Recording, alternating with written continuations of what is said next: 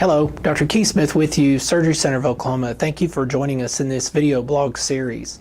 Here's scam part 2, pay for performance.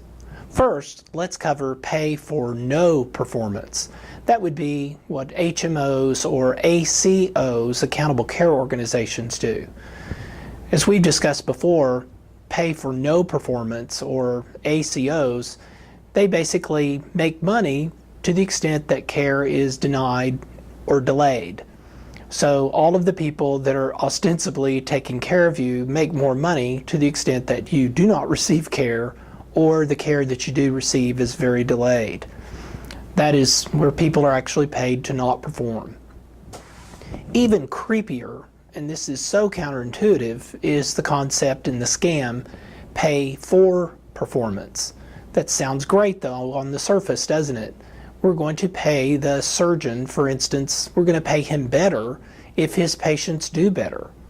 Well, the other side of that is we're not going to pay him as much if his patients don't do well. That all makes sense, doesn't it? Until you put yourself in the surgeon's shoes, who realize, for instance, he is going to be profiled to the extent that his patients either do well or don't do well. This will create a barrier for the sickest patients, the ones who actually need the care the most. This is a rationing tool, plain and simple. It's particularly awful and is a scam because as the physicians begin showing reluctance to see these sick patients, knowing that they're going to be profiled, the actual amount of money that Medicare bureaucrats actually can claim they're saving goes up.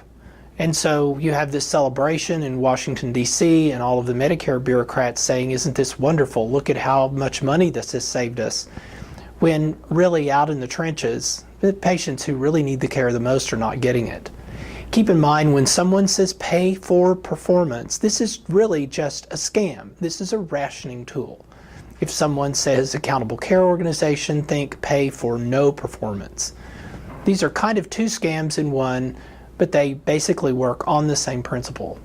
We'll have more for you in this series of video blogs on the scams of healthcare. Thank you for joining us. We'll see you next time.